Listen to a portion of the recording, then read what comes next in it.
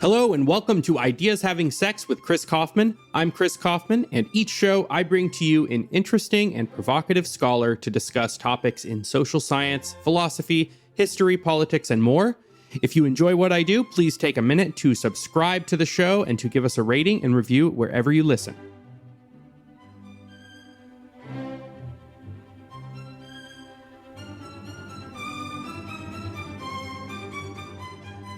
Hello and welcome to Ideas Having Sex. I am Chris Kaufman, and today I am joined by friend of the show, Bryan Caplan.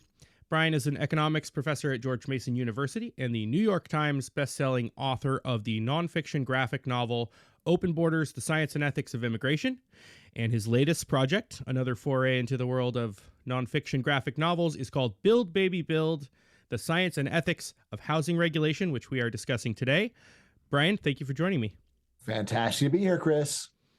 So if you ask most people, or many people, in New York or the Bay Area or other major metro areas where housing is expensive, why is housing so expensive here? You might hear a lot of random responses like greed. It's greedy landlords and developers are charging too much, or they're building high-income luxury housing because low-income housing isn't profitable and they're greedy, or they're building businesses instead of houses, or land speculators and big companies, or out-of-town people are driving up prices, or land is naturally scarce and you can't make more of it, so prices will naturally keep going up as long as we have more people, and the list goes on, and you don't have to respond to every one of those. But what is wrong with this slew of explanations, and what instead is your explanation for why housing prices are so high, especially in these kinds of areas? Let's just go back to very basic economics. It's a standard competitive model, and it says that there's a big difference between the short run and the long run. So in the long run, if there's an increase in demand, prices go up. There's going to be some increase in quantity, but prices go up. And this is what people usually think of when they're complaining. But here's the thing. What happens when prices go up? Well, that means that prices are now going to be higher than average cost. And if prices are higher than average cost, that really is pretty much an announcement to the whole world of, if you can just produce more of this good, you will get free money. Normally, what happens in markets when there is a short-run increase in demand is that you get a lot more entry, and you keep getting entry until prices get driven back down to cost, and that's the story about how markets work in the long run. What's very odd about housing markets is that at least for the last 50 years or so in the United States, it seems like prices have been almost permanently above average cost. There have been a few times when prices went down, but just look at right now, we're at about 12% inflation adjusted above the peak housing price of 2006. So the previous peak, we're above that again, and it doesn't seem like prices are about to come crashing down anytime soon. All right, so what's going on? Well, again, it's the closest story to something that makes sense is that land one, saying, well, there's a finite amount of land and you can't make more of it. And so it's not like other industries because you can't just go and have entry. It's like, all right, well, wait a second. You can't have horizontal entry in a place like New York City or San Francisco, but what about vertical entry? Why can't we go and build taller? Why can't we build denser? Actually, that is kind of horizontal. Why can't we just build denser? Why can't we go and knock down some single family homes and go and put more multifamily homes? And the answer then comes down to, yeah, we can. We totally can. So why haven't we?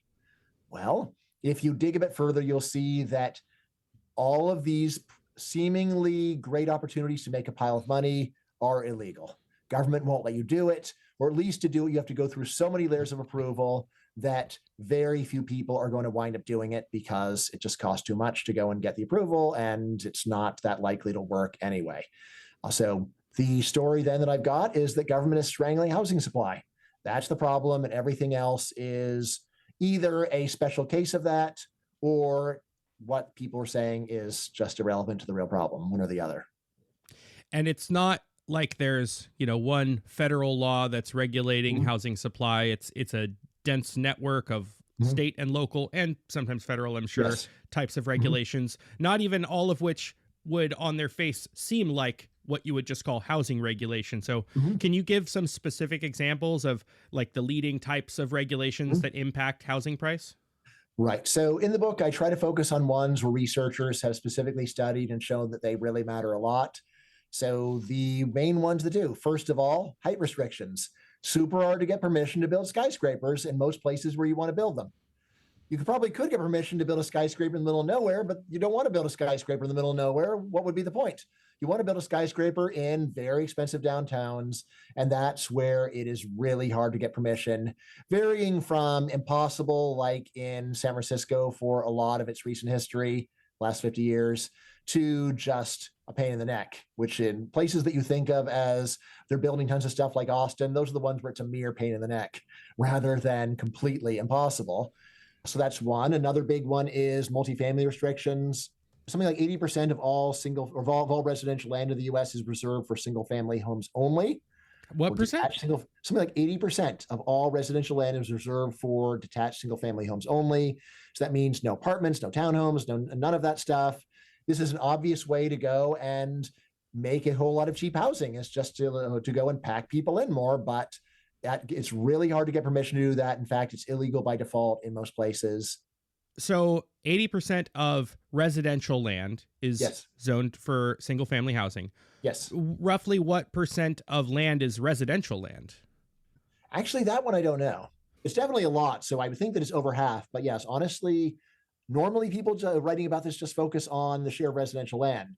Yes, it may well be that it would also make sense. In fact, I'm almost sure it would make sense to start converting old malls and things like that to residential because due to e-commerce, a lot of previously reasonable commercial properties no longer have much point in existing anymore. So that would make an even bigger dent. But yeah, mostly people just focus on the residential share. Okay, pardon the interruption. Go on. Oh, no problem at all. It's a totally reasonable question and kind of embarrassing. I don't know, but it shouldn't be too hard to find out. Someone can Google it and put it in the comments, right? Right. And then the last thing. So even if we're just limited to single family homes, even there's a major regulation that drastically reduces supply, and this is minimum lot size, saying there's a minimum amount of land for every home, and it's often at this point an acre of land just to put in one home. Physically, you could go and put in 4 homes, 6 homes, 8 homes in that kind of space. People would not pay as much per home if they get less land. But one of the big findings is that people don't appreciate vacant land all that much, so that it is much more profitable to give people less land and more neighbors than the other way around, which would be a great thing in terms of the affordability of housing, as well as just the efficiency of use, because giving people expensive things they don't appreciate is the definition of waste. My favorite example of waste is you go and give a Ming vase to a 5-year-old and they can't sell it. It's super expensive, but highly unappreciated. That's what waste is. Super expensive, but highly unappreciated. And that's what's going on with most of the spare land that regulation requires sellers to package with the homes. Very expensive, but not appreciated. But there's a prominent difference between expressed appreciation and, revealed appreciation. Yes. People talk as if that this is super important, but don't, their pocketbook doesn't say the same. Right. I mean, this is the heart of almost all of my work, honestly. Actions speak louder than words. When you ask people what they want, they will say, oh, I want everything to be so lovely and nice and, safe and healthy. And then you look what they actually do and you say, you're making trade-offs. Safety is not the only thing that matters to you. Health is not the only thing that matters to you. Beauty is not the only thing that matters to you. You also care about fun. You care about convenience. You care about cost. As well you should, because a life based purely upon the things that sound good is a terrible life. You can remember during COVID all of this, if it saves one life. If it saves one life, then we should have given up all recreational driving prior to COVID because it's dangerous. Never drive to the movies because you might get killed on the way there or back. Just everybody stay home, avoiding doing anything that might get you killed. Like, that is not a good way to live. A decent parent would not tell their child to live that way. What you tell them is, yes, exercise common sense, but also enjoy your life. This is your one chance. What good is it to go and live to 90 if you never do anything or have any fun? Part of what you're saying is that people act as if they want this, that their actions speak louder than their words, like you just said. But also part of what you're saying is that the things that they think that are so bad that are going to happen with deregulation are not all going to happen, or at least they're not going to be as bad as they think. So you just touched on this a second with your comment about building a skyscraper in the middle of nowhere, and who would want to. But people say that housing deregulation, which is what you're advocating, would mean, I am, Chris. some Totally. So, which you're wickedly advocating, that some horrible developer would just suddenly build a skyscraper in the middle of some small town suburb where it was totally out of place. And not that this would necessarily be illegal, but what are some of the more ordinary non-regulatory reasons why something like this would be unlikely? You would lose a pile of money. To put a new Empire State Building in a small town, who's going to live there? Who's going to be like, who will be your shoppers? Who will be your residents? Right? It doesn't make any sense. Like, you might say, well, 1 million people will move to this small town once I build a skyscraper. Highly unlikely. Quite a gamble. Yes. Normally the whole point of building tall is that land is super valuable. So you want to go and allow a large number of people to enjoy a prime location at a reasonable cost per person, and then make a pile of money on the volume. That's the idea there. Yeah, so there's a lot of stuff that's just so weird that I think you'd have to be totally paranoid. Like, someone's going to put a skyscraper next to a farm or something. It's like, you should be so lucky that someone will build a skyscraper next to your farm. You'll probably go and make a pile of money from all the confused tourists saying, like, what's going on here? Why is there a skyscraper? And sell them some apple pie while they're staring in confusion at this architectural oddity. But yes, in terms of generally why regulation exists, I think the best story is that regulation exists because people think that the world would be a lot worse without it. Not just homeowners, but tenants too, generally are supportive of regulation. And what we can say there is a lot of it's just paranoia and thinking that people would do really weird things that hardly ever happen. Then there are the reasonable complaints that are just exaggerated. It's like, oh, it's just going to be terrible to have more parking if we allow 10 homes here instead of 5. Just imagine how awful the parking problems will be. It's like, there's still plenty of room. It's not that big of a deal. There's that. There's also a great stubbornness with respect to solving problems the easier, cheaper way. So parking and driving are the really obvious problems with allowing a lot more density. There's also a really simple solution to such problems, which is charge people prices based upon congestion conditions. Using smartphones, it's crazy easy to do this now. There's no longer any technological excuse. You no longer have to stop at a toll booth. You no longer have to go and get the exact change for a parking meter. We've got a fantastic system where we could be varying prices in real time based upon traffic conditions. The only real objection to this is, oh, it's unfair to the poor. It's like, well, what is less fair to the poor? The current world where housing costs an astronomical amount, but parking and driving are free, or an alternate world where we drastically reduce the price of housing and then you have to pay a bit extra for parking and driving, assuming you're even planning on doing it, which maybe you won't. Wait, but so housing is just one thing. Parking and driving are two things. So doesn't that prove that it's worse for the poor for them to pay for those two things? Your thoughts? You got to do the net, man. You got to do the net. You got to say, all right, this is a package. We're not going to, like, we are at least less likely to deregulate housing until we have solved this parking and driving problem. Now, by the way, I'm the kind of person who just says full steam ahead, deregulate whatever we can, whenever we can, and whatever the collateral damage is, we'll deal with that later. A lot of this is just because I think the problems are exaggerated. Another part is it's just so damn hard to get any deregulation at all. Take whatever you can get the second you can get it. Right. So there's all that stuff. But see, what's the really big deal is that normally regulation is based purely upon complaints. What could go wrong? And yet we have very strong evidence that new construction brings with it good things as well as bad things, good side effects along with bad side effects. So sure, you can complain about parking and driving, but there's also things like more population means that there'll be more restaurants that wind up opening your area. More population means more job opportunities, more friends for your kids to play with that are conveniently located, and so on. And this is really obvious when you just step back and think about the typical grumpy New Yorker who teleworks. What are they going to say if you ask them about where they live? Probably goes, oh, got the parking and the driving, the traffic and the noise, wah, wah, wah. Like, guess what? If that's what's going on in your head, I got a great solution for you. Like, there's a small town in Kansas where there's no parking problems, no traffic problems, no noise. Do you want to buy? And at that point, almost every New Yorker will say, no, no, thanks. Don't want to do that. It's like, well, what does this show? It shows that that person values the package of the good things of high population and the bad things of population more than the package of not having the good things of population and not having the bad things of population. And in fact, they value the high population package so much more, they're willing to pay a lot more to live near that thing. It's a great example of the principle that actions speak louder than words.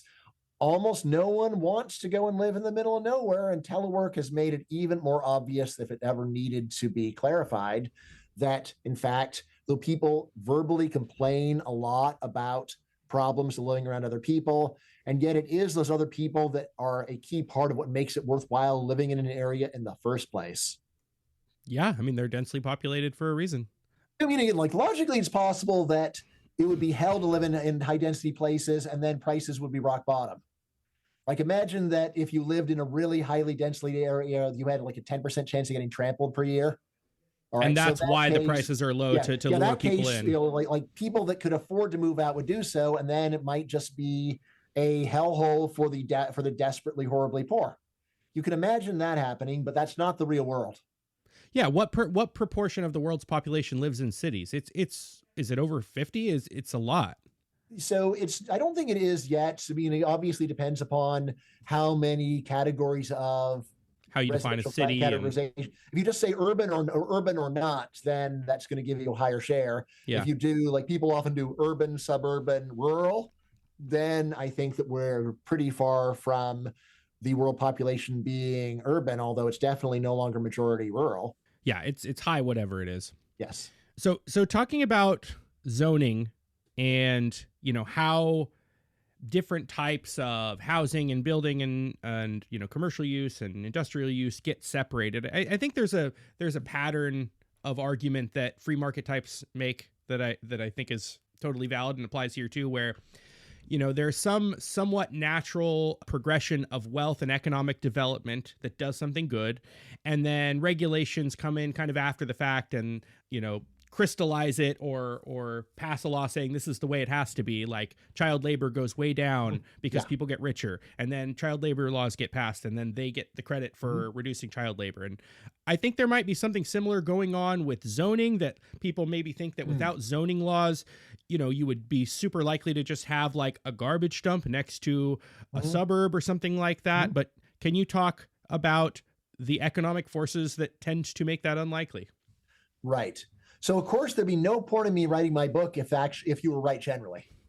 Because if you're right generally and it was just a case of government's taking credit for what market forces would do anyway, then I'd be like, well, I can't really offer much improvement. All I'm saying is everything's great, and it wasn't really government that did it. Of course. Yeah. So for the regulations I'm mentioning, I think they actually have very strong teeth, and the enforcement is very important and totally distorts the world. So I think we would have way more skyscrapers, way more multifamily, and way smaller lot sizes if, in fact, we had deregulation. And mixed use. Yes. But you are correct that some regulations are different. Some things government takes credit for, but market forces naturally would not give it to you. So these are especially what are called separation of uses. So it's very standard for zoning to say this is a residential area, this is a commercial area, this is a industrial area. And there we've actually got, first of all, good arguments, but second of all, good evidence from places with little or no use-based zoning that actually the free market takes care of this. So what's the story? Well, first of all, where do you almost always want to put manufacturing construction? You almost always want to put it next to either docks or railroads. Of course, because you want to ship your products. So that is just common sense. Put your manufacturing conveniently located next to docks or railroads, right? With commercial developments, where do you want to put that stuff? You want to put it next to main highways so you can get drive-by traffic. What about residences? Do you want to go and build a shack in Beverly Hills? Like, no, because the people that would live in a shack are not going to greatly appreciate living in a really nice neighborhood, but someone that would purchase a mansion will appreciate it. So you want to go and put homes of similar kinds next to each other.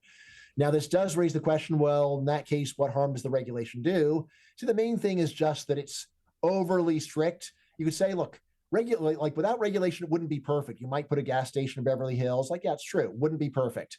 But existing regulation, it's too perfect because often Yeah. there are reasons to make an exception, like Beverly Hills probably needs a gas station. And even if every local area says, no, we don't want to have it on our corner, it's got to be somewhere. So better to just let somebody have it and do what they want. Similarly, with things like mixed use zoning, where you wanted to have commercial on the lower floor and residential on top floors, that's really hard, or corner stores, it's really hard. But again, the main thing is just that having market forces rather than regulation be what's going on means that when there happens to be an especially great value in making an exception, then the market will make an exception. Government is a lot less likely to make an exception because they don't respond to value, they respond to whining. So when people hear housing deregulation, they might also be spooked and start picturing unsafe buildings that Mhm. don't follow, best practices, safety practices, are likely to collapse or catch fire, etc. Now, I think it's fair to say that you may not be sympathetic to these regulations, Mhm. but is it also fair to say that the case you're making has very little to do with safety Mhm. regulations? Yes, very little to do. So I talked to an architect who said, Bryan, the stuff you're talking about doubles the cost of housing, and then all of these other things like building codes maybe raise it by 20%. The idea that there were like that, say, the Empire State Building. So like, the idea that's built with no safety regulation or whatever, like it's built with a lower level than what we have now, but 90 years later, still standing, still doing fine. But in any case, yes. So what I'm talking, the main regulation I'm talking about have nothing to do with safety, nothing to do with health. It's just a matter of you can make it to whatever specifications the government says, and they will still say, no, it violates the character of the neighborhood, or we don't like that kind of building here. We don't need another one. We want to have more, have it be more spacious. We're worried about more traffic or more parking or whatever. So yeah, like the regulations we're talking about, they're really costly. I think just have nothing much to do with this stuff. I would say in the case of safety regulation, like the idea that someone builds a skyscraper saying, I don't care whether it collapses or not, that's crazy. You don't build a skyscraper planning on it collapsing. It may be that you aren't as concerned with safety as a regulator would be, but that can very well be a positive, because what if it doubles the cost to go and make it 1% more safe? Is that reasonable? Would you go and do that? Right now, you've got a range of cars that you can buy.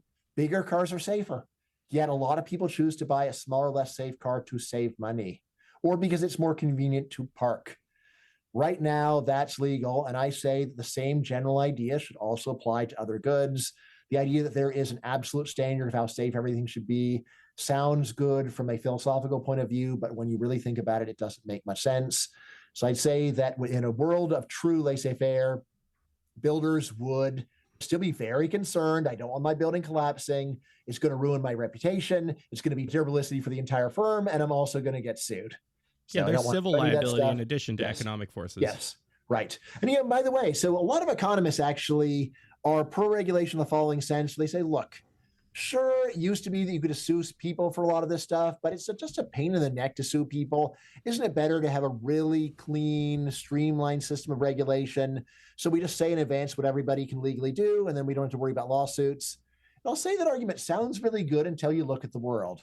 And then you see when we create a really convenient way of complaining about anybody doing anything, what we get is a world where we strangle construction. It's actually much better to have a world where if you want to complain, you got to take them to court, because that puts the burden back on the complainer. Human beings are such terrible pathological complainers, and the biggest complainers are almost impossible to deal with. There's this great story about how something like half of all noise complaints filed against Reagan National Airport are filed by one person. Right? This gives us an idea that when you go and create a system where you just ask people, does anyone have any complaints? Because we're really eager to deal with them, and we're going to make it super easy to go and register your complaints and get something done about it. You don't create a good world. You create a world where everybody or all progress is held hostage to a small number of neurotic complainers. It was much better when you have to go and actually take someone to court, because then we go to the neurotic complainers and say, hey, yeah, you're going to have to go and retain a lawyer. You're going to have to put up front the cost. You're going to have to worry that you're going to waste all this money and nothing good is going to come of it. Maybe you can go and get them to do it on the do it on a contingency fee, maybe not. This is all your problem. Don't bother me about it. That's actually a much better system. It's what we used to have, and it's what we should go back to. And it's way less prone to, I mean, barely prone to regulatory capture. It's super decentralized. I don't know if you're familiar with John Hasness's work, but he talks about this a lot, how, whatever other problems you might say, like the whole movement of tort reform has a lot to do with the fact that a lot of people regard civil liability regulation as too burdensome. Not that it's not burdensome enough. I mean, it's burdensome in different ways. Right. And by the way, we're on the subject of lobbying. Writing this book, Writing Build Baby Build, made me much more appreciative of lobbying, because you realize if business were not aggressively lobbying to get permission to build stuff, we might have nothing get built. And it's important, given how hard it is to build stuff. The very fact that people are pushing and shoving and bothering the government and saying, please, please, let me hook up to the sewer. Like, this will get me $1 million if I can just hook up to the sewer. Come on, come on, come on. Please, please, please, please, please. This is actually a very big source of progress. And it's worth pointing out that in most industries, the industry actually ideally would like there to be a big strangling of new production to raise prices. But since the whole business model of construction is generally to build stuff and then sell it, their main concern is just to be allowed to do new stuff. So it's actually one of the most beneficial kinds of lobbying out there, is people saying, let me build another thing. Yeah. In Atlas Shrugged, all the good companies in Atlas Shrugged, they have their Washington man, and they hate having to do it, but it's necessary for self-defense or whatever. They make it look quite heroic there. Do you think that major metro areas in all developed countries are uniformly impacted by this kind of housing overregulation? Is this a uniquely American issue? So it's definitely not uniform. It varies widely, but I don't know of any major country where it's good. I mean, even countries like India actually are strangling construction in bizarre ways.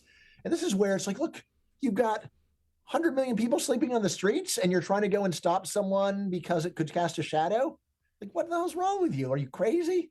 But the system is set up to respond to complaints. And Alex Tabarrok has this great story that he links to about a building in India that keeps being torn down at the order of the government, and then they just start rebuilding it, because during the period where they drag the illegal feet, they can make enough money to cover the costs of building it.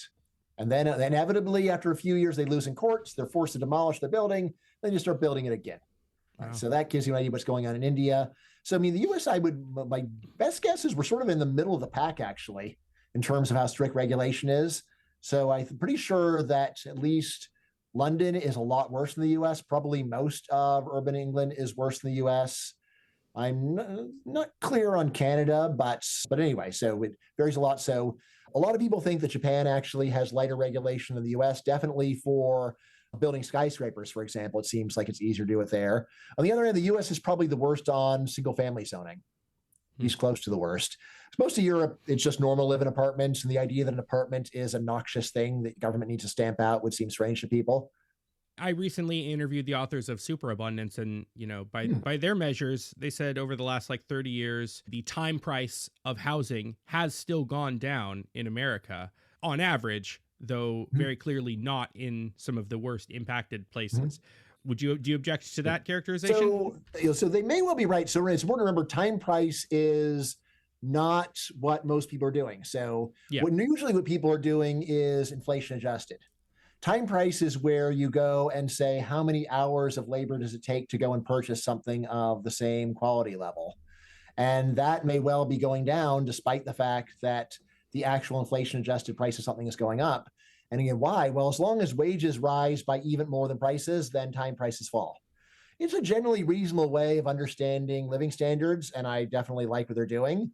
But at the same time, I think it is missing the point that probably, I think they actually probably would agree with it, actually, but it's glossing over the fact that things could be so much better and not requiring. Oh, no, they explicitly said that when I talked to them. And it's one of the most targeted things. Government just gets out of the way in these areas, and then prices will fall a lot.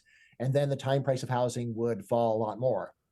The optimist in me just wants to be impressed by how much even a little bit of freedom can spur human innovation and ingenuity to keep making things better. Right. It's also one where if I was doing it seriously, I want to say, well, let's go and take a closer look at what's going on. My guess is that a lot of the reason why prices would seem to be going down in time price is that people are especially likely to move to lower price areas. So sometimes people are very careful, and the measure is basically saying time price of the same area. So same square footage, same area. In that case, all right, fine. But if you're just looking at the price of new homes, it's like, well, hold on. The price of new homes tend to be built in places where it's easier to build. And so it's a bit misleading to say that time price is going down if you're focused on the price of what's being built, because people are building things in the places where the government will let them. Hey everyone, this is Chris Kaufman. Just want to take a quick break to tell you all I appreciate you so much for listening to the show. And it's still a new show, still a growing show. And if you want to help me out, I would greatly appreciate it. Simplest thing you could do is recommend it to a friend and give it a rating on Spotify or Apple Podcasts. Their algorithms rank the shows higher, make it more visible, make it more searchable if it has more star ratings, more reviews. So anything like that would be very, very helpful. Thank you so much. I appreciate you all. Back to the show. It occurred to me that there's like a real similarity between immigration policy and housing regulation, in that housing regulation, specifically in high income, highly desirable areas, is a way to price out poor people, immigrants, international or just nationally, domestically. Do you think there's anything to that in terms of motivation for these policies, or effect at least?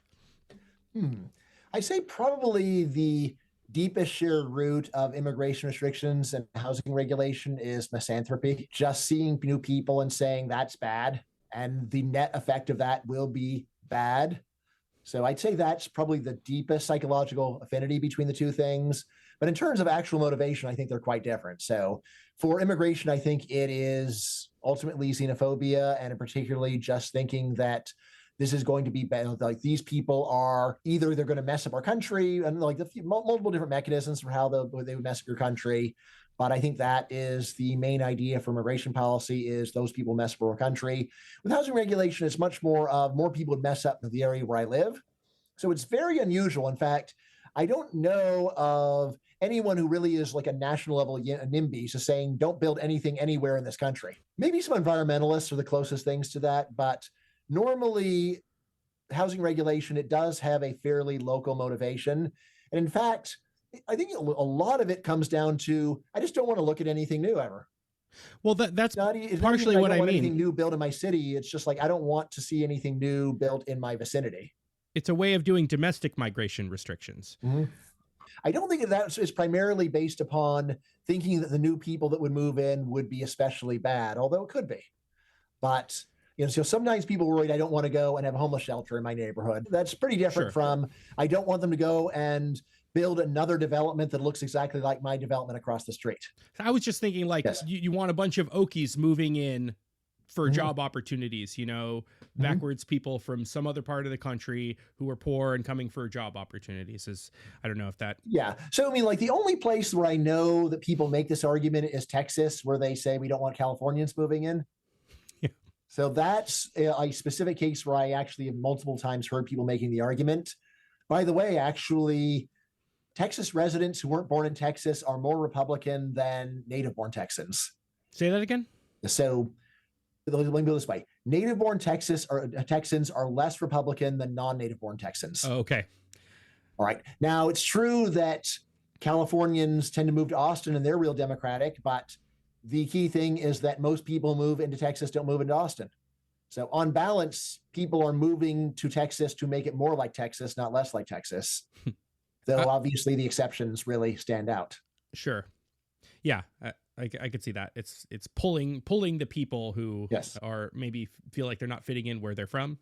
Yes. I mean, some of it is I just want to go to a place that has cheap housing and low taxes, and that's Texas, even if I'm a Bay Area Democrat. But still, there is a tendency for people that want low taxes, cheap housing, and also want Texas-type policies to be the most likely to go there.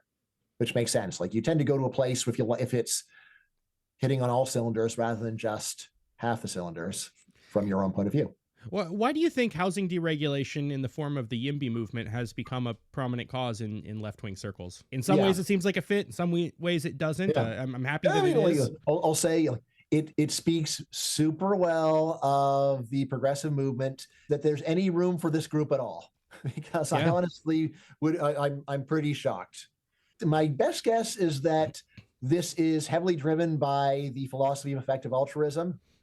And so, out of people who are Democrats and politically active and are also influenced by effective altruism and rationalism, this is where they realize, oh, this is something where we can deregulate markets and we can also get more equality. We can help the poor. We can do all these other things.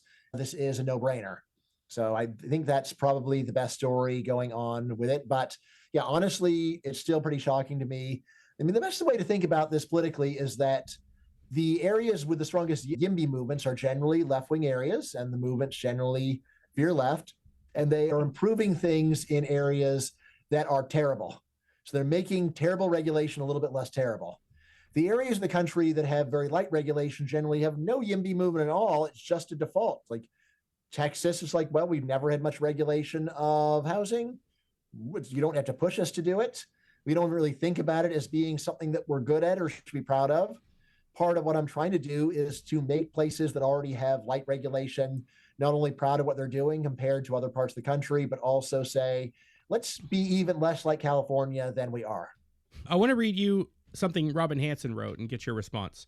Mm-hmm. He wrote, note that Caplan's favored explanation for U.S. housing overregulation, economic illiteracy, innumeracy, status quo bias, and paranoia were all just as strong in 1980 or in 1880 when this problem wasn't nearly as bad, so they can't be the full explanation for why things are worse. We have to wonder why we ever had better regulation long ago. So do you think he's right about these problems, economic illiteracy and numeracy, being relatively static? And if so, how can these static things explain a changing situation? Yeah, that's a great question, right? And the answer is, I don't know. I think that he's too quick just to say they were just as bad in 1880. Maybe they were less bad. But in any case, this general idea that you can't explain a variable with a constant, it sounds totally true. But if you think about it a bit more, you'll realize, no, actually, it's not correct. If something else is changing at the same time that interacts with the steps. steps. Yes, exactly. So cofactor theories. Like a standard one is, suppose we go and we impose a rent control law saying that you can't charge more than 10% of what prices were last year. All right. And the first year they pass that law, it will probably have no effect because it would be really unusual for prices to go up by 10% in 1 year. Second year, probably very little. Third year starts to bind in a few places. After 50 years, this will be a devastating regulation.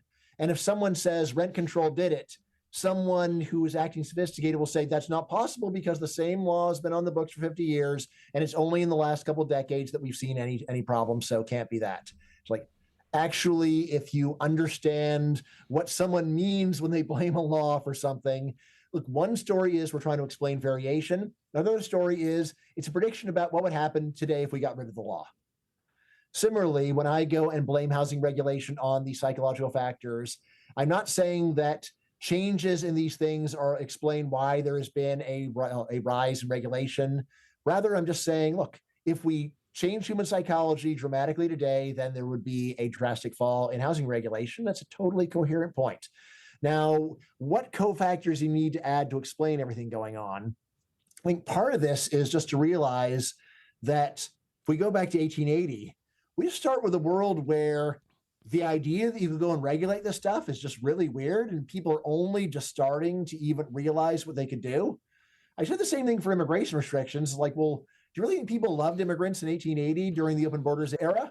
And my honest action is, well, look, I don't know for sure. We don't have good data, but I would just be stunned if I had a time machine and went back to 1880 and just people say, I love immigration. It's so great. I love open borders. It's wonderful. It's more at the time of like, well, what else would we do? And there is a sense in which if government is basically not regulated something, it's just really weird to say that it could, and it's almost confusing to hear it. And furthermore, it just sounds weird to say it, and people don't like being weird. So there can be a latent general opposition to something without there being much support for the laws that would make it happen. And then once people start passing the laws, then you can get the snowball effect, which is what we said. I think of this as a special case of the slippery slope. Once we do a little bit of regulation, then, oh, well, we can do a bit more. We can do a bit more. This is a lot of stories say, look, we've got these basic human psychological problems of status quo bias, economic illiteracy, paranoia, innumeracy, which are ready and available as fuel for bad policies. But you've got to go and get the spark. And then once the spark gets going, you can keep adding more fuel to the fire. And then finally you get what we've got. But yes, I totally familiar with this idea that you can't explain a variable with a constant. There's one sense in which it's true, but in a deeper and more meaningful sense, it's wrong. Which, by the way, actually, a lot of friends of mine like to go and make fun of people who blame rising prices on greed. They say, oh, you can't explain a variable with a constant. And honestly, they're like, I don't think the reason why prices are rising is greed, but your rebuttal to it isn't that good either. You need to go and work through it more and give a more charitable interpretation of what someone might really mean when they say that the problem is greed. And then on the more charitable version, I think that happens to be wrong too, but let's not dismiss people on the basis of a general principle, which, if you think about it, can't possibly be generally true. Yeah, I think for the greed point, you could say producers, capitalists, whatever, are always greedy. Mm-hmm. And under some circumstances, that can lead to a big price rise, like, say, a disaster or something like that. What's called price gouging. Now, I think price gouging is still an okay thing to do, and there's good reasons for it. Yeah. But there's a reason why this latent greed just all of a sudden came out, because all of a sudden there was this gigantic surge in demand, and there was not enough time for supply to catch up with it, and you just happen to be in a good position. Yeah, I mean, honestly, what I would say we saw during COVID was a temporary fall in greed. And if you're wondering, what in the world are you talking about, Brian? It's like, look, there's a national emergency. People that run businesses are human. They see that people want to go and rush out and buy a bunch of emergency supplies. Greed would tell them to go and raise prices right away to keep the product on the shelves. I think a lot of business owners just felt bad about taking advantage of a national crisis. Now, if they knew more economics, they might say, I'm actually helping people more if I raise prices and keep a desperately needed product on the shelf, because that way the first person that shows up won't go and grab it all. But that would be a better way of thinking about it. So I think that it's true that during a crisis situation, a lot of people suddenly become temporarily willing to go and lose some money. Right now, some of this is also driven by, I'd be really bad for my business reputation if I tried to go and squeeze out a lot of extra money out of them during this desperate time.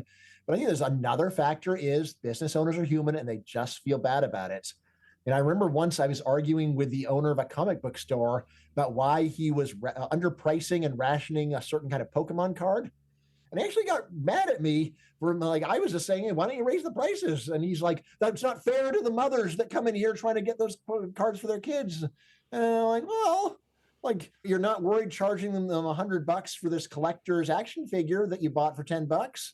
Like, how is that different with the Pokemon cards? And finally, the guys, well, if you want to go and charge those prices, you start your own comic book store. And I'm like, look, I'm just curious about what's going on here. But he actually seemed to feel like I was impugning his integrity as a human being to say that he should raise the price of Pokemon cards so they didn't sell out. I think there was a period during COVID when business owners actually often did have the feeling of, I'd be a bad person to go and try to make money off of this crisis, so I'll keep prices low. And then the economist's point of, well, that's causing shortages. Often it's like, well, I suppose it is, but I don't know. It just doesn't feel right. Yeah, they mostly. During COVID, someone yelled at me. There was a manager that I actually went to the store and said, is there any limit on how much milk I can buy? So I wanted to buy 20 gallons and freeze it so I didn't have to go to the store again for a month. And I first got permission, and then I went and did it. And then after I had done it, a different manager came and yelled at me and said, I think you should be more considerate of other people. I was like, Jesus Christ, what was a person had to do to buy 20 gallons of milk these days? That was mostly the only thing I saw was, I mean, eventually I think I saw price rises, but there was a lot of limits, yes. Limit 1, 2 per customer or something like that. Yeah.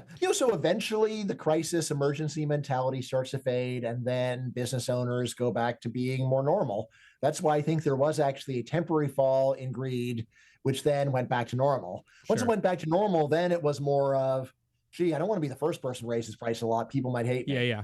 And that's when it was more of, like a couple other people raise their prices. Now's the time. Now strike when the iron's hot. And then once inflation gets high, then it's like, never, the safety numbers, go, raise prices everywhere. So empirically, and saying, yes, do it because I'm tired of the shortages. I want prices to go back up so that everything is on the shelf and available for purchase at the normal price. Yeah. Which No, I during agree. COVID, it usually wasn't. Stuff was running out all the time, even up till 2022. I was noticing things were not on the shelves or were just not available in restaurants. Like, sorry, we don't have it today. Never happened before COVID. One time once a month, maybe. You call housing deregulation the panacea policy. Basically, there's a long list of social ills that housing deregulation would help ameliorate. And I don't know if you've heard, I'm sure you've heard the term, the housing theory of everything. This is, I think I've heard it, but yeah, I don't think I use it in the book. you don't, but if you Google that, it's a similar concept that people have written about before, that there are a lot of social problems that high housing costs really exacerbate, and housing deregulation and the subsequent fall in housing prices would help to fix. So I just wanted to ask briefly about two of them: crime and just environmental quality, or the idea that cities and density is actually green. So can you say something about crime, and specifically if we have any good reason to think about like what the magnitude of the effect would be? Great. So the crime section of my book is heavily based upon this one experiment that was done in Philadelphia. Here's what the authors noted. Fact: about 15% of urban land in the United States is vacant. And it's like, what? Yeah, 15% of urban land in the US is vacant. So, first fact. Second fact: vacant lots are standardly breeding grounds for crime. It's where gangs go. All right. So then they said, all right, maybe if we could somehow go and get gangs to stop using vacant lots, we could go and get crime down. So what they did is they got permission from the city of Philadelphia to go and beautify a random half of vacant lots. For social science geeks, this is important because it's not like they're going to the best places. No, they just randomly pick them. And so that half the lots randomly get trash cleanup, they get grass, they get trees, they get benches, they get a picket fence. And then, if I remember the numbers correctly, what they found was that the surrounding neighborhoods had a fall of something like 7% in police reported crime, and then something like a 30% fall in perceived crime, which is a subjective sense of how much crime's going on. All right. Now, the neat thing about this paper, or really maybe the bizarre thing about the paper, is that the authors went out of their way to say, we're not talking about gentrification. We're not talking about building anything. Don't get mad at us. All we want to do is plant grass. And when I was reading that, like, why are you so defensive? If just planting grass can go and get crime down by a noticeable amount, what do you think would happen if you'd actually put a building there? There's actually business or residences there, of course, that would pretty much put an end to it as a place for gangs to go and conduct operations. Right, so that is the story. That's deregulation. And then, of course, the final piece of the puzzle is, why is there so much land vacant? And I say, yeah, it's got to be heavily regulatory. Right. Sometimes you might want to keep land vacant for speculative purposes. You think you're going to be able to sell it by even more later. But the main reason is government won't allow you to do anything on that land. Right now, the other one is environmental. Usually this is mostly based upon your carbon footprint. Here we rely heavily upon work by Ed Glazer and Matt Kahn, where they basically just do a bunch of arithmetic on carbon emissions, and they've got a bunch of results. So one result is that urban areas are greener than suburban areas, basically because you squeeze people in more. And in multifamily housing, you have less heat loss because you're sharing walls, and cooling loss, right? So you're sharing walls. So that's one result. Another big result is that new construction is greener than old construction, even though it's bigger. Even though new homes tend to be bigger, but they're so much better insulated that they are greener. And then last result is that housing regulation is the worst in the most temperate parts of the country, where if you're worried about global carbon emissions, you should want as many people as possible to live. So really, this is California. They got fantastic weather for the state. It's a place where the actual amount of heating and cooling that people are doing is among the lowest in the whole country. And yet they also have some of the highest housing regulation in the country, which means some of the highest housing costs. And when you have high housing costs, this doesn't mean that people just live in California and in super tiny homes. A lot of it is that people move to other states where they will have a higher footprint. So you can think about it as, I don't want you harming the planet in California. I'd much rather that you harm it more someplace else. You're in California, right, Chris? Yes. Which again is just ridiculous, but it's typical of the mindset of regulators, where it's like, I just don't want the bad thing happening here. Not thinking all about, well, what is even your goal?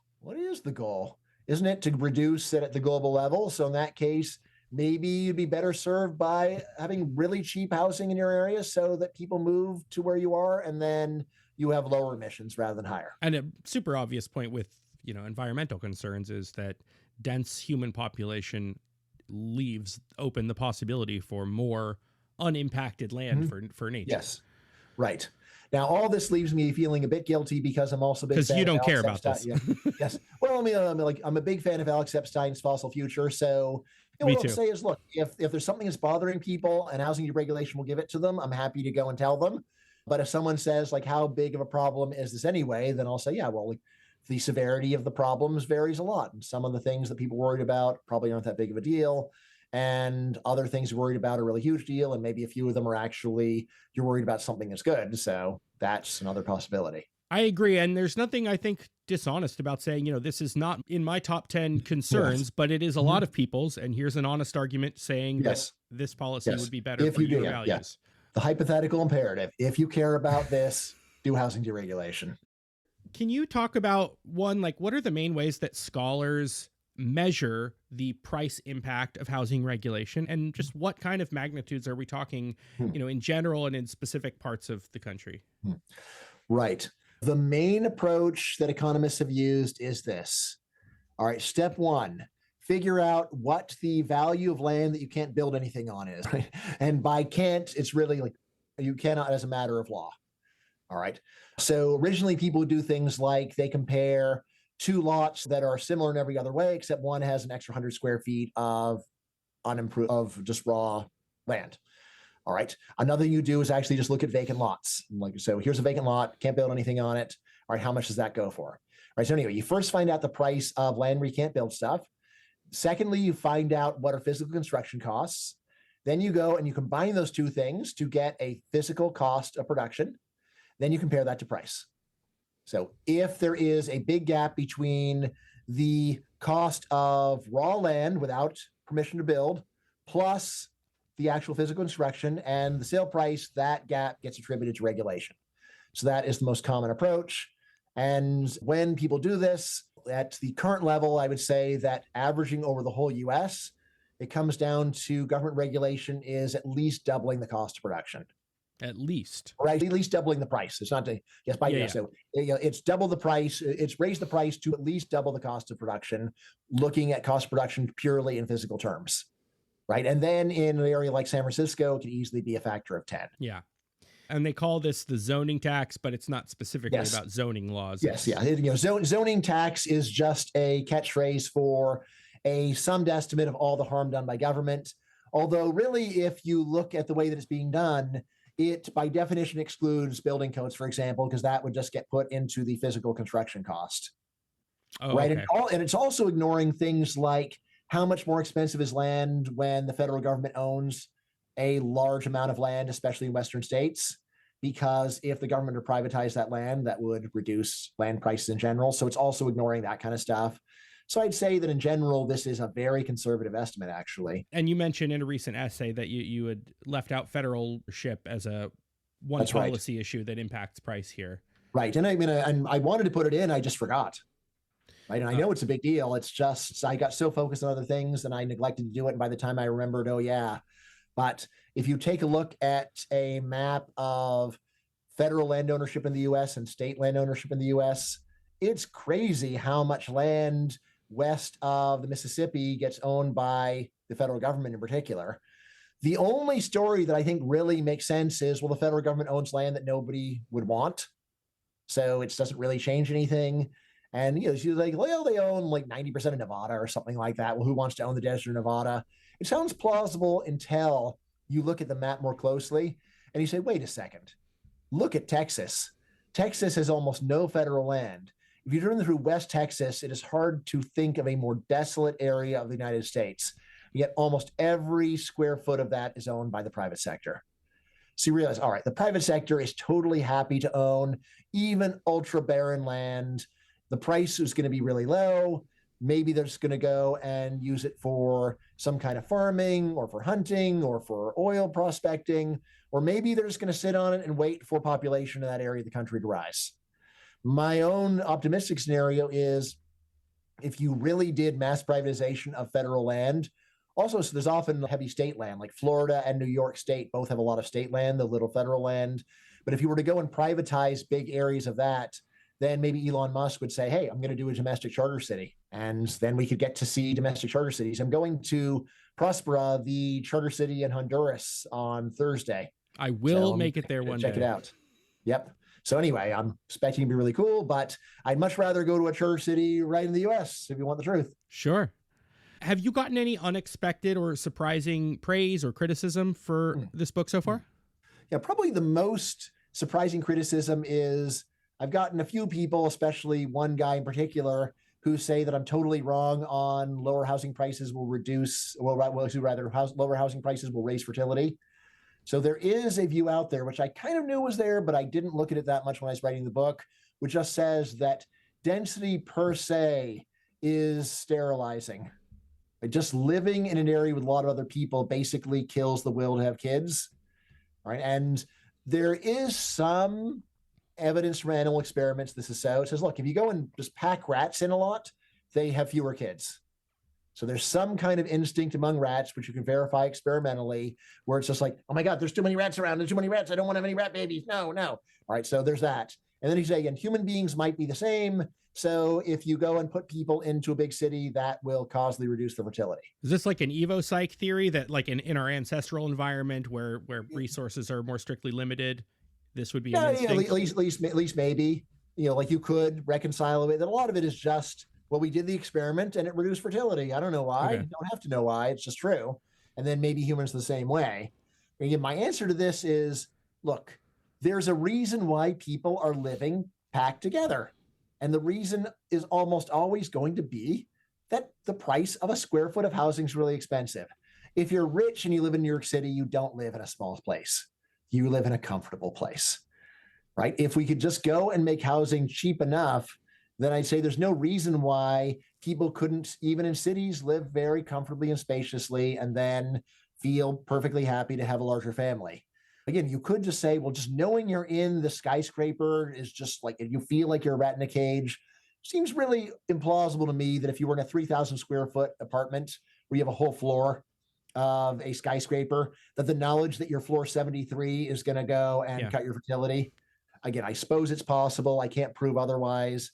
But I still say that the simple default theory that cheaper housing per square foot raises fertility is the story to beat. I'll point out, I don't know of anyone who believes in this density theory that has ever even tried to race density against price, which you totally should do if you really want to get any credibility at all for your story. Yeah. And then finally, like this, but now I only have a few papers that actually purport to show that lower housing regulation or lower housing prices raise fertility. But I would just say this is one where I honestly believe a simple common sense story more than any of the papers. And the simple common sense story is this. When housing prices are really expensive, people keep living with their parents. People don't move out when they are young, when it's really expensive. They stay with their parents. And as long as you stay with your parents, you're a lot less likely to get married and even less likely to have kids. If we get housing prices down, people are more likely to move out of their parents' houses at a younger age, which then accelerates family formation, right? And I think that story, it's just really hard to doubt any chain in that story. You may question the magnitudes, but the basic mechanism makes a pile of sense. And if you've been in places where it is normal for adults to keep living with their families until they are in their 30s or 40s, like Southern Italy, it's like, well, of course they're not going to have a lot of kids under these circumstances. And just to go and build a bunch of cheap new apartments, even if they were small, seems very likely to be highly pronatal, because it just gets people moving away from their mom. And as long as you live with your mom, you're not going to make her a grandma. And saying denser doesn't automatically mean like Manhattan or something. Mm-hmm. I mean, you denser suburbs can still be pretty open. Yeah, of course. I mean, well, here's the other thing is that when you go and start reading the papers, the measure of density to use is totally non-obvious. So a paper that has gotten a lot of attention recently, for 174 countries, they use national density. So basically by this standard, Russia has incredibly low density because they have this vast uninhabited area. And then you're supposed to believe that fertility in Moscow and St. Petersburg is much higher because Russia contains Siberia. Now, if you say, okay, that doesn't make sense, it needs to be like a relevant measure. All right, well, how about this as a relevant measure? Square foot of housing per person. That's my favorite measure. What do you think are the leading competitor explanations for extremely high housing prices, and are they strong at all? Yeah, so I'd say they're all quite weak, but none of those, so at least the following ones are not totally wrong. There's one of just saying that the cost of building up eventually starts rising in a super linear way, so that eventually doubling the height of your building more than doubles the cost of production. There's some research on how fast does the cost of construction rise as you add more floors. There's actually papers that seem to be written by people who totally know their stuff saying that it rises for a while and then goes down and then goes up again, and it's complicated. So I don't know. But anyway, it seems very likely that when you get over 40 stories, that it starts to get a lot more expensive. So in that case, you might say, well, probably in a free market, what would really happen is that Central Park would just be ringed by buildings of about 40 stories. Now, it's important to remember that when there's intense regulation, a firm might happily go and build a high cost per square foot 100-story building just to go and take advantage of the astronomically high price. But if everybody could build freely, then you might see zero such buildings, actually. That seems pretty plausible. I mean, right now, as I show in the book in Central Park, they allow like a couple of new skyscrapers, but there's a reason why those buildings are worth building, which is that supply is so strangled elsewhere that Yeah, it makes it profitable to build it there. that's a general point about regulation, right? If something is strangled everywhere and allowed in Yes. one place, you're going to see an Yes. unnaturally concentrated amount of Yes. it, like maybe gambling in Vegas or something. Yeah, or similarly, 5 minutes from my house, there's a bridge where it's a 10-lane highway. 4 of the lanes are toll, 6 are free, right? And the tolls they're charging on those 4 lanes are pretty high. This might make you think that if all 10 lanes were toll, they would all charge that price, but that's crazy, right? It's the reason why the price is so high is because only a couple lanes are toll. All right, so anyway, so that one, there's something to that. Let's see. And again, so the idea that there are some problems with construction is completely true. So the idea that letting in more people, it raises parking and traffic problems, that's true. There's a much cheaper and more humane solution than restricting housing, which is just to charge people a price based upon congestion conditions. But people are not wrong to think that more people means more traffic and more parking if we don't change the existing system. I mean, the idea that like more people means more noise. Yeah, of course, more people means more noise. The main thing that I push on is to always think about the net effects. Think about positive and negative as a package. And remember that people pay a large premium to live in places that have the package of all the good stuff and all the bad stuff of population compared to the alternative. So that must mean that actually most people consider that package to be a good package deal. And you point out with the car issue too that it's not even as straightforward as that. Yes, there's more cars, but also more people in very dense cities choose not to have cars because it's practical to live a life with walking and subway transit and things like that. Yes. And also, if you got enough density, then maybe mass transit will actually be profitable, which in the US it almost never is. But there was an earlier time before government took it over when it was run at a profit. Something else that's actually pretty crazy, but makes sense when you hear it. I rely pretty heavily upon this famous book by Donald Shoup called The High Cost of Free Parking. It's the most fascinating 800-page book about parking you'll ever read. But I'm not even kidding. Like, you're reading this book, like, this is really, really interesting. I never thought about it. But I think one of his facts that he has in the book is that if you're in a downtown area and you look at the traffic, he said something like 25% of the cars on the road at any given minute are people that are searching for parking. And if you've ever been downtown, it's like, yeah, actually, a lot of the time I was downtown, I was searching for parking. Like, I'm not alone. There's a lot of other people on the road who are also looking around for parking, which means that underpricing parking actually causes a lot of traffic, not just a small dent. It's a big deal. And what's your time worth and your convenience? Yeah, of course. Right. I mean, the system as it is often, it's like, well, it's like, there's just you can't get the parking at any price if you want street parking. And then there is this weird 2-tier system where they underprice the street parking, and then you can go into a garage and pay through an arm and a leg. If they would just raise the street parking, then it's like, well, I could, it's half the price of a garage for street parking, which seems high for street parking, but it's a fantastic price compared to a garage. So I'll do that. What cities internationally or nationally do you think get it the most right?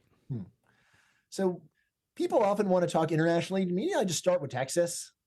Right now, it's true that some cities in Texas, like Austin, have a bit more regulation, but Houston famously has low regulation. It's not none. They do like so. Like when people say Houston doesn't have is a city without zoning, that's specifically this narrow definition of zoning where it's separating residential, commercial, and industrial. They do have some regulation, and then they also have HOAs, homeowner associations, and restrictive covenants. But still, it's very lightly regulated compared to almost anywhere else in other cities in the U.S. There is a pretty simple reason why it's grown so quickly in population in recent decades, which is that it can. People can move there and get reasonably priced housing, and so they do. Right. So I would generally think of Texas as being the best example. A lot of people talk about Japan in general or Tokyo in particular as being good. That may well be true, but honestly, there's just very little English language research on Japan. So it's like maybe it's a good example, but I just not that comfortable that I can actually really vouch for it. So I don't want to stick my neck out and say something where I don't honestly know. I try to write about what I know. I know it's a weird idea, but it is something that's important to me. And like famously, free market Hong Kong and Singapore have like a lot of government housing, right? So they have a lot of what Americans would call public housing, but it's so different. Well, Singapore, I know in particular, because the way it works in Singapore is the government builds it and then they sell you a 99-year lease, which essentially means that you are the owner. And if you can improve it or otherwise speculate on it going up in value, you capture the gain. So in Singapore, what we think of as public housing is really much closer to privately owned housing than what we think about public housing in the US. So I do talk about in this book, I was debating capitalism versus socialism with some socialists for NPR. And then one of the socialists just said, well, I believe in public housing, which works great in Singapore. It's like, all right, first of all, it's really different in Singapore from what we think of. And it's the kind of thing socialists wouldn't like, right? But in any case, when we were predicting what public housing would be like in the United States, we shouldn't go and look at the most functional place in the world for that policy. We should figure that it's going to be similar to other US public housing, which is notoriously high cost, notoriously low quality. And of course, also hardly anyone has it because the government's so incompetent at doing it. Any good recommendations for books that complement this one? Books that complement this one. So there's Arbitrary Lines by Nolan Brown. So that one's good. It's got a lot of good stuff in there. There's Ed Glazer's book, Triumph of the City. Yes, actually, it's in the book. But so honestly, what I would say is I've got very detailed endnotes, very detailed references. Yeah. If you want to learn more about this, I would actually read the book, and then I would say, so what topics are interesting to you? To me, honestly, some of my favorite stuff that I've read are just papers and academic articles looking at public opinion about housing regulation. The public opinion of YIMBY versus NIMBY. My friend Michael Manville at UCLA has this fantastic paper where he just randomly asked people either, do you favor allowing this housing development, or do you favor allowing the same development knowing that the developer would make a lot of money? And he found that just adding on that rider caused about a 30 percentage point crash in support for it.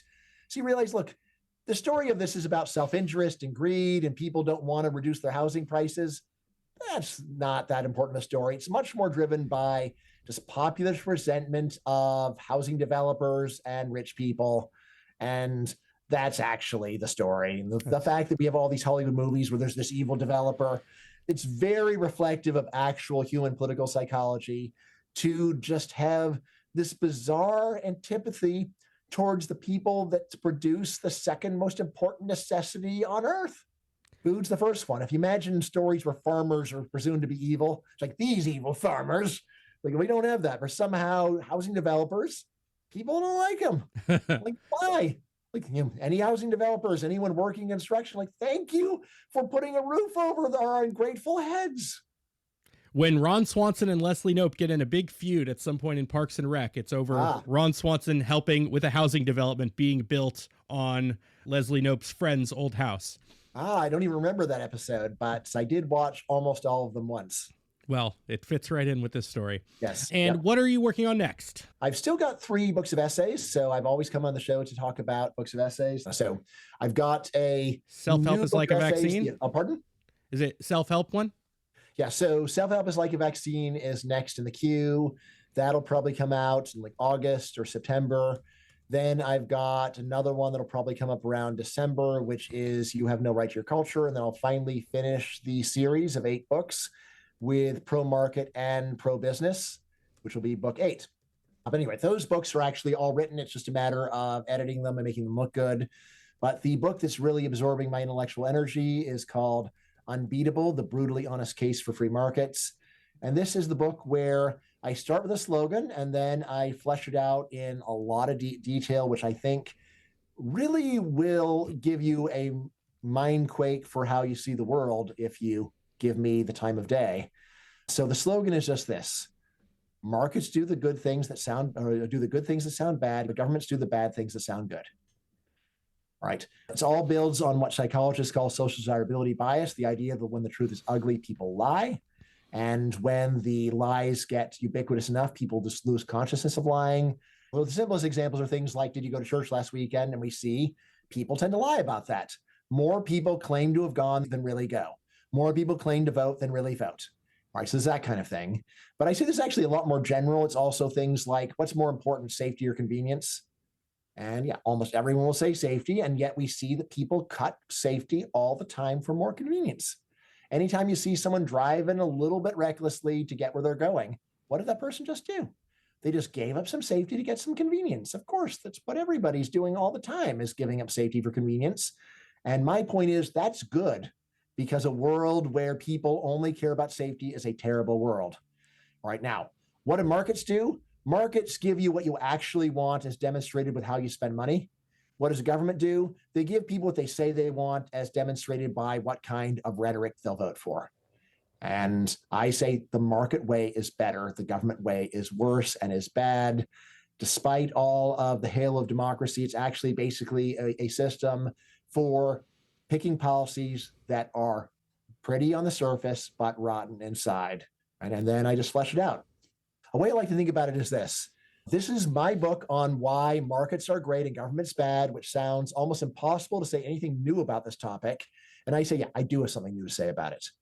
Say, look, the reason why markets are so good and government is so bad is precisely that the intellectually solid arguments for markets sound so ugly that people are afraid to make them.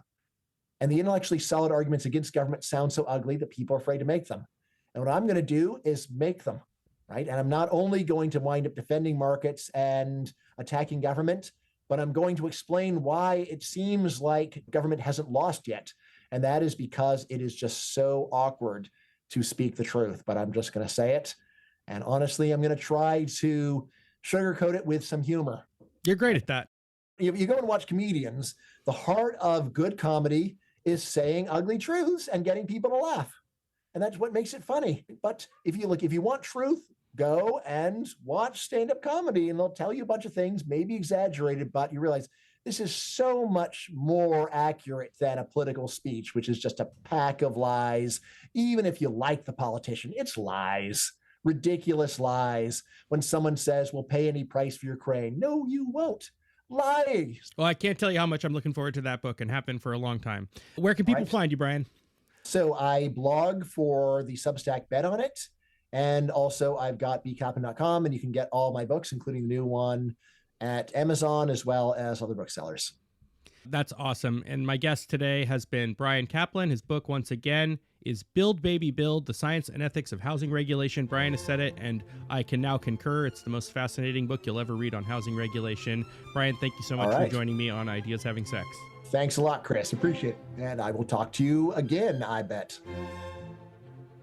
Thank you for listening to Ideas Having Sex, where we have stimulating conversations on social science, philosophy, history, politics, and more. If you're a fan of what I do, please take a minute to subscribe to the show and to give us a rating and review wherever you listen. I'm Chris Kaufman. Thanks for listening.